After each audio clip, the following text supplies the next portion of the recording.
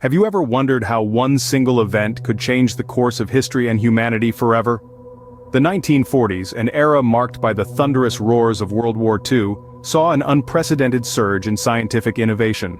One such leap was the development of nuclear technology, a feat that would forever alter the course of human history. In the heart of this scientific revolution was the Manhattan Project, an initiative cloaked in layers of secrecy and intrigue. The objective was clear, yet daunting: develop a nuclear weapon before the enemy could. This colossal endeavor required an unprecedented mobilization of resources, both scientific and financial, the likes of which the world had never seen before. At the helm of this clandestine operation were two key figures. First, J. Robert Oppenheimer, a brilliant physicist and the scientific director of the project. Known as the father of the atomic bomb, Oppenheimer led a team of the brightest minds in physics, each one dedicated to unraveling the secrets of nuclear fission. Alongside him was General Leslie Groves, the military man tasked with overseeing the project. A stern and imposing figure, Groves was the driving force behind the project's immense logistical operation. His role was to ensure that the scientists had the resources they needed and that their work remained shrouded in secrecy. The Manhattan Project was an endeavor of epic proportions, spanning multiple years and consuming billions of dollars.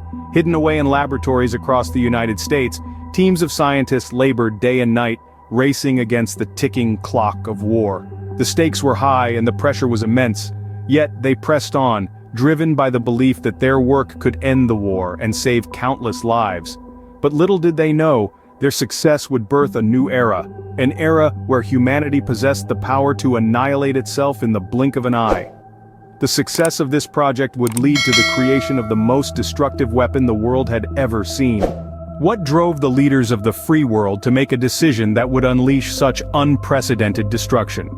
The answer lies in the complex tapestry of political and military strategy that characterized the final stages of the Second World War.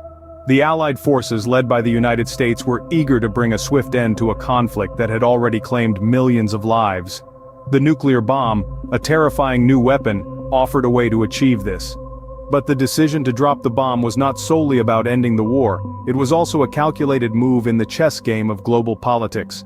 At the time, the Soviet Union was emerging as a formidable power. The United States, eager to assert its dominance, saw the bomb as a potent demonstration of might. This display of power was intended to keep the Soviets in check and shape the post-war world order.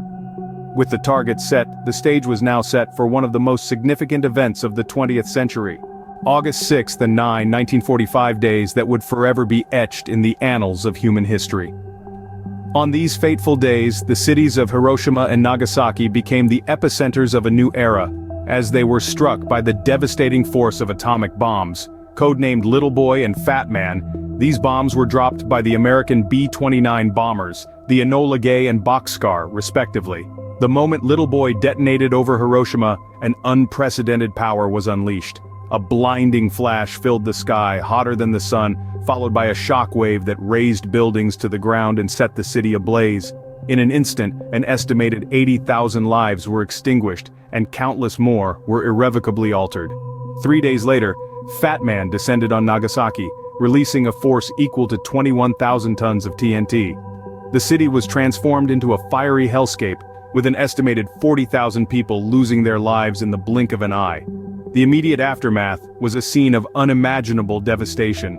Survivors, known as hibakusha, wandered through the rubble, their bodies burned and their spirits shattered. The cries for help echoed amidst the ruins, painting a haunting picture of human suffering. The response from the Japanese government was one of shock and disbelief. The magnitude of the destruction was beyond comprehension. The international community too grappled with the reality of this new form of warfare.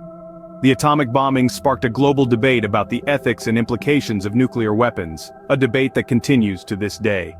In the blink of an eye, 2 cities were reduced to ashes and the world was thrust into the atomic age. How does a nation recover from such unimaginable devastation? In the wake of the nuclear bombings of Hiroshima and Nagasaki, Japan found itself grappling with this very question. As the mushroom clouds dissipated, the immediate and long-term effects of these bombings on the nation and its people began to emerge, marking the end of an era and the beginning of a new one. In the immediate aftermath, the bombings led to Japan's surrender, effectively ending World War II. Yet, The end of the conflict was just the beginning of a long journey for the survivors, who had to face not only the physical wreckage around them, but also the invisible scars they carried within. Survivors, known as hibakusha, bore the brunt of the bombing's physical and psychological trauma. The searing heat, the blinding flash, the devastating blast wave, all left indelible marks on their bodies and minds. Radiation sickness, burns, injuries, and the loss of loved ones became their immediate reality. Long-term effects surfaced over time: cancers, birth defects, and a lingering psychological trauma that cast a long shadow over their lives.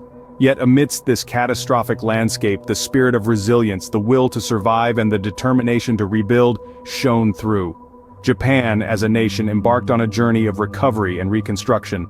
Hiroshima and Nagasaki, the cities reduced to ashes, gradually rose from the rubble. Brick by brick, building by building, the cities were rebuilt, the lives were pieced together, and the wounds, though never completely healed, were bandaged with time and care. The aftermath of Hiroshima and Nagasaki is a testament to the enduring human spirit in the face of insurmountable adversity. It's a story of survival, resilience, and rebuilding. It's a story of a nation that, despite bearing the scars of the past, has managed to move forward, without forgetting the lessons learned from its history. Despite the immense suffering and loss, the people of Hiroshima and Nagasaki demonstrated remarkable resilience in the face of adversity. What lessons can we learn from the bombings of Hiroshima and Nagasaki? This question echoes in the chambers of history, reverberating with the weight of the atomic age. The legacy of these bombings is a complex tapestry woven from threads of tragedy, resilience, and hope. In the ashes of these devastated cities, a global movement for nuclear disarmament arose. A collective cry echoed around the world: never again. This call continues to this day, urging nations to renounce the use of such destructive force, to choose diplomacy over devastation. The bombings of Hiroshima and Nagasaki serve as stark reminders of the catastrophic consequences of nuclear warfare, fueling the ongoing debate about the ethics and prudence of wielding such power. Yet the legacy of these bombings is not solely one of despair. The resilience of the survivors, their determination to rebuild and to bear witness to the horrors they experienced, serves as a beacon of hope. Their stories underscore the indomitable spirit of humanity, even in the face of unimaginable destruction. Remembering Hiroshima and Nagasaki is not just about honoring the past, it's about shaping the future. It's about ensuring that we never forget the cost of conflict, the price of progress unchecked by ethical considerations. As we reflect on the events of Hiroshima and Nagasaki, we are reminded of the immense power and responsibility that comes with scientific and technological advancement. Let us remember, so that we may forge a future free from the shadow of such devastation.